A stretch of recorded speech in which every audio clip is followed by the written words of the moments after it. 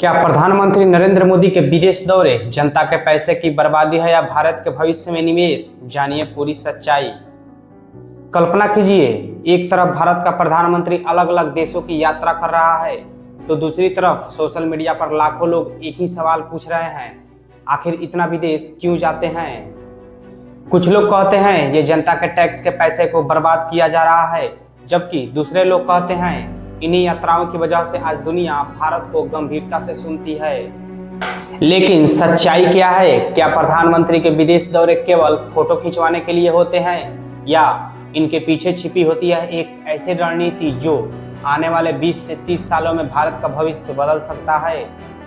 आज हम इसी सवाल का जवाब तथ्यों, उदाहरणों और तर्क के आधार पर खोजेंगे। देखिए, दुनिया अब पहले जैसी नहीं रही। आज के समय में कोई भी देश अकेले विकास नहीं कर सकता।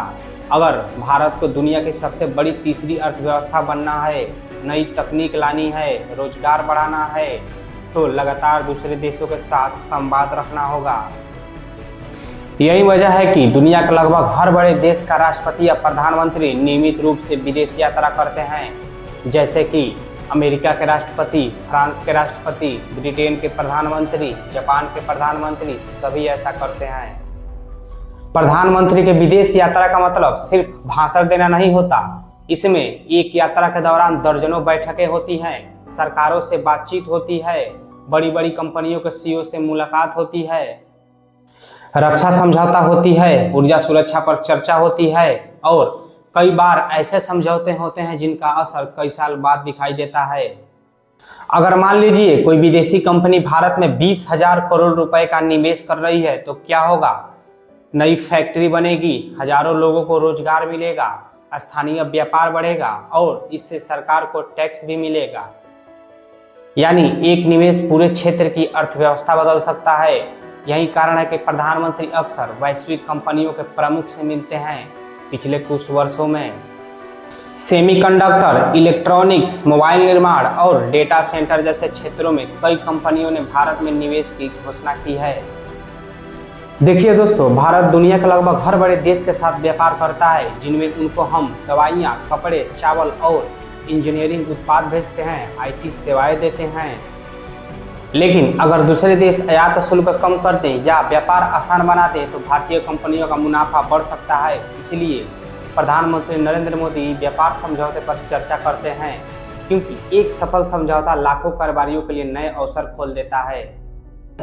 अब रक्षा के विषय में बात करें तो भारत एक ऐसे क्षेत्र में स्थित है जहां सुरक्षा हमेशा महत्वपूर्ण विषय रही है, जैसे सीमा विवाद, आतंकवाद, समुद्री सुरक्षा और नई सैन्य तकनीक।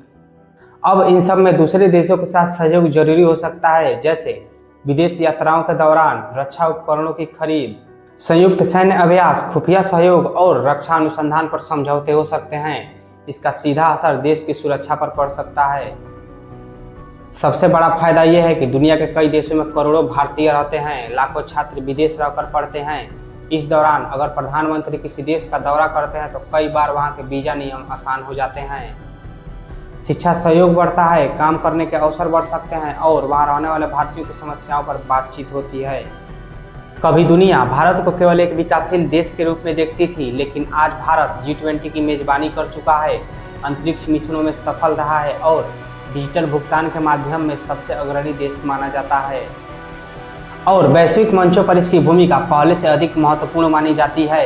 केवल विदेश यात्राएं अकेले इसका कारण नहीं है, लेकिन वे इस व्यापक कूटनीतिक प्रक्रिया का एक हिस्सा होती है। अब सबसे बड़ा सवाल है, प्रधानमंत्री की विदेश यात्राओं पर खर्च कितना होता है? इसका कोई निश्चित उत्तर नहीं है, क्योंकि हर यात्रा का खर्चा अलग अलग होता है। खर्च में शामिल होते हैं विशेष विमान, सुरक्षा, होटल, स्थानीय परिवहन, अधिकारियों का दल और कार्यकर्ताओं की व्यवस्थाएं। सरकार समय समय पर संसद में इन यात्राओं पर हुए खर्च का विवरण देती है। अगर कई वर्षों का कुल खर्च जोड़ा जाए तो यह सैकड़ों करोड़ों रुपए तक पहुंच सकता है। लेकिन याद रखिए, इसे केवल खर्च के रूप में नहीं देखा जा सकता। सरकार का तर्क होता है कि यदि इन यात्राओं से निवेश, व्यापार और रणनीतिक लाभ मिलते हैं तो यह दीर्घकालिक निवेश की तरह हो सकता है। अब बहुत से लोग ये सवाल करते हैं कि क्या प्रधानमंत्री पैसा अपनी जेब से खर्च करते हैं? जवाब है नहीं। यह खर्च भारत सरकार के बजट से आता है और सरकार का बजट बनता है।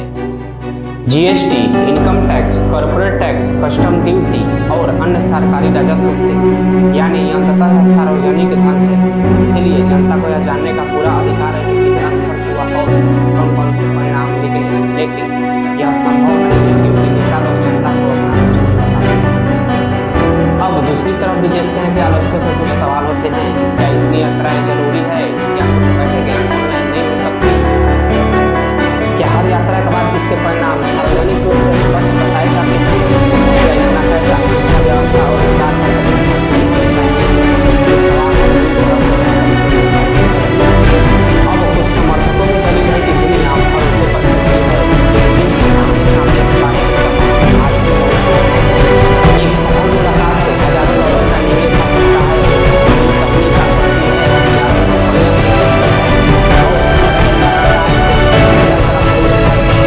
बहुत छोटा साबित हो सकता है। अब फैसला आपके हाथों में है। अगर विदेश यात्रा का मतलब केवल घूमना है तो वह जनता के पैसे की बर्बादी मानी जाएगी, लेकिन अगर इसी यात्रा से निवेश आए, रोजगार बने, भारत की सुरक्षा व्यवस्था मजबूत हो, विदेश में रहने वाले भारतीयों को लाभ मिले और देश की वैश्विक स्थिति मजबूत हो, तो इसे केवल खर्च नहीं बल्कि भारत के भविष्य में निवेश माना जा सकता है। सच्चाई अक्सर दो बातों के बीच होती है।